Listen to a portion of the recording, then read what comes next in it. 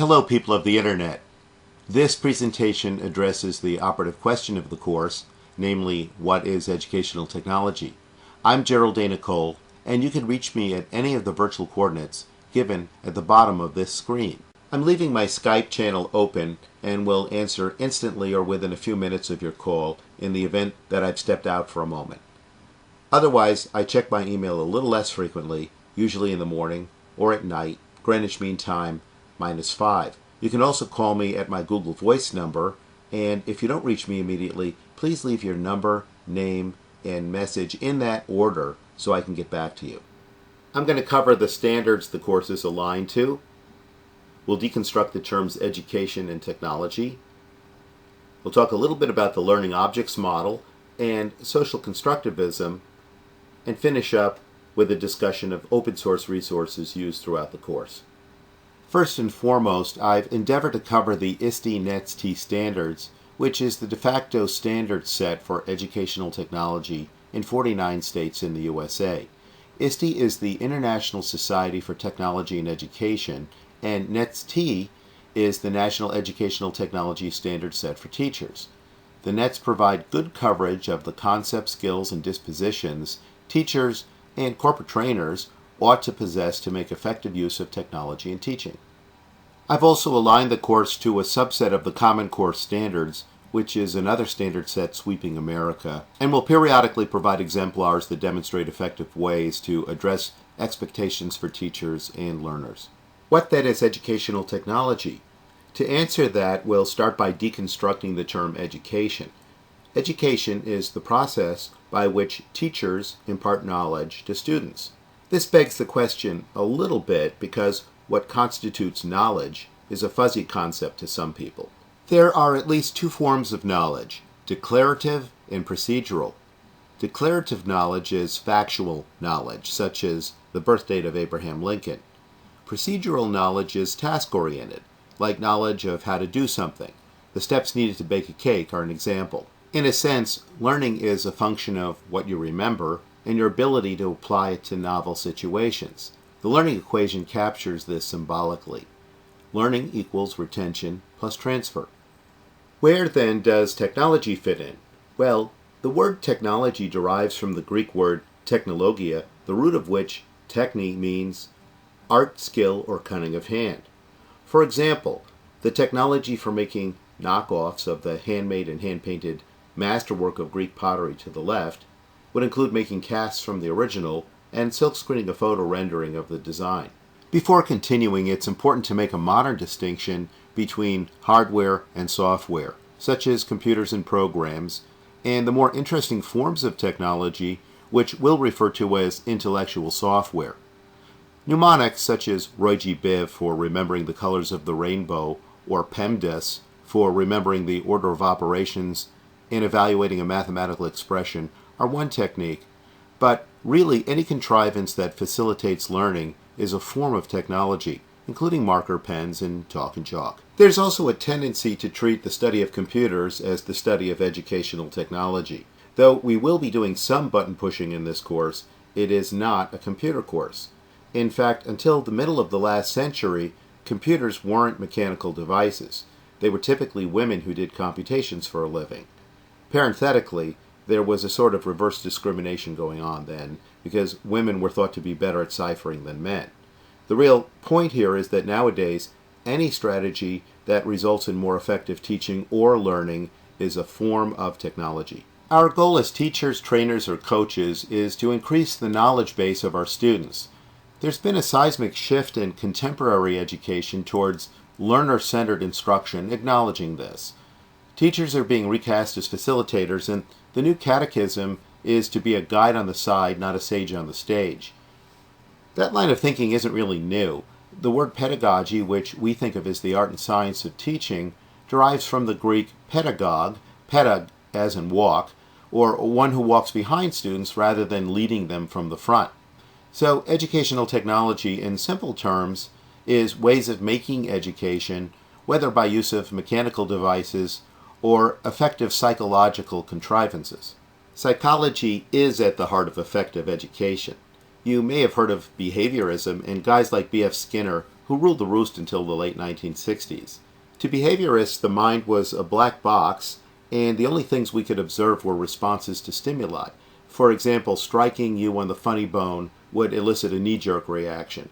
Cognitive approaches took hold in the 1970s with the realization that there were more complex processes at work in the brain that could be inferred and in our time observed through brain imaging. The brain is no longer a black box, it's a crystal box, and we can educate far more effectively if instruction is palatable to the ways in which the mind works.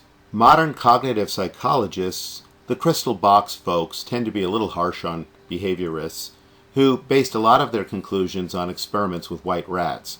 Here's my favorite cartoon critique of behaviorism from the Columbia Jester, circa 1961. The two rats in the cage are being conditioned to press a lever to obtain food.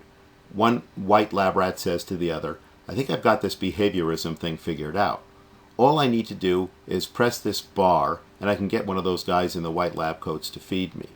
Clearly, the question here is who's conditioning who, the rats or the scientists? This is not to say that there isn't a place for behaviorism. For example, operant conditioning is a great way, perhaps the only way, to help people overcome fear of spiders. For $125 a 50-minute hour, you can have a behaviorist put you in a room with a spider and record the amount of time it takes your fears to get the better of you. After several weeks, you're able to linger longer and longer in the spider's company to the point that you've been cured. Operant conditioning is also quite effective for altering dietary behaviors and smoking cessation. Today's teachers pay homage to cognitive psychology when they use crystal box approaches such as open testing. A teacher who asks students to show their work is looking for evidences of the brain operations in play while solving a problem. One can use mistakes to diagnose mishaps in understanding and remediate them. A teacher who tests understanding using closed tests is depriving themselves of this information. The problem is, in today's factory-based approaches to education, there's little time allotted for crystal box pedagogy. Here's a simplistic cognitive model that acknowledges the functionality of known components of neuroanatomy in modeling perception. The example, by the way, is part of Newell and Simon's explanation of how an individual interacts with a computer-based word processor using his perceptual processor, visual and auditory stores, and working memory in play with long-term memory and cognition to actuate a correction to a document using his motor processor using a mouse. Models like this are actually quite useful in studying the kinds of mistakes people make when using computers and coming up with better designs. The goal, execution, evaluation cycle depicted here is an enhancement to the simple feedback mechanisms behaviorists use to describe responses. Another component of any respectable course in educational technology is a study of the learning objects model. The definitive treatise on the subject is actually a free ebook available on an MIT server at reusability.org/read. I'll have you look at this text in the course, but must warn you that it's a bit onerous. It has been very influential, however, and lots of more accessible textbooks based on it, like Northrop's shown here, are on the market. While this may sound like rocket science, it isn't. Learning objects are simply digital components like texts, pictures, videos, sound clips, animation sequences, and even hyperlinks like web addresses of cool websites you'd share with friends. It's useful to think of these things as the building blocks of instruction because essentially, when we're constructing educational materials, they are mostly put together on a computer these days, and we ought to be apprised of engaging and effective ways to pull that off. The Learning Objects Framework is another useful tool to have in mind when evaluating technology-enhanced instructional strategies. The holy trinity of the framework is, from top to bottom, objects, integration, and programming. Objects like text and pictures are integrated into presentations such as PowerPoint slideshows. These, in turn, may be programmed to allow for user interaction and feedback.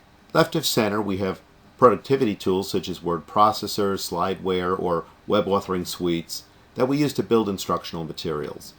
We also use computer-mediated communication such as text messaging, video conferencing, email, or chatting on the phone, among others, to convey the instruction. In this course, we'll also model a pedagogical approach known as social constructionism. The two operative words here are social and construct. Social implies learning collaboratively in teams or groups. Much of what we do in life is in groups, and it's been shown that students work best this way in school as well. Constructionism implies learning by doing, more popularly referred to as project-based learning. The idea here is that students also learn best by constructing their understanding by making constructions. The catechism of the constructivist is process, not product. In other words, learning is a process, and the outcome of that process is but an artifact of learning. Strict constructivists might argue that the deliverable, be it the paper students are required to hand in or the doghouse they build for shop, isn't as important. A constructionist, as a minor variation, would argue that the construction itself is important because in many cases it's all we have for assessment. I tend to agree with the constructionist take on things, but we have plenty of opportunities to model this. Lastly, a hallmark of the approach is authentic assessment. An authentic assessment is a test of understanding based on a real-world activity with relevant outcomes rather than something students are unlikely to encounter in real life, like a multiple choice / true-false test.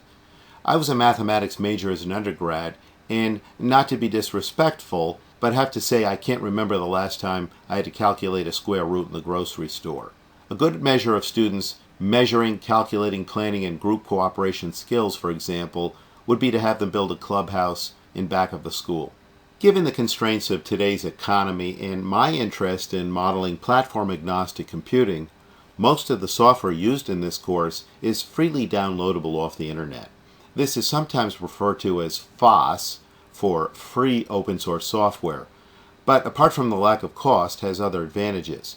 For one, in teaching, I don't have to worry about the differences between Apple Macintosh, Microsoft Windows, or Linux variant user interfaces. The software we'll be using has a uniform look and feel on any device, and that just makes it easier to teach. Moreover, open source software is more accessible to your students, as they can also download it at home as a continuation of their experiences using the same technology available to them at school.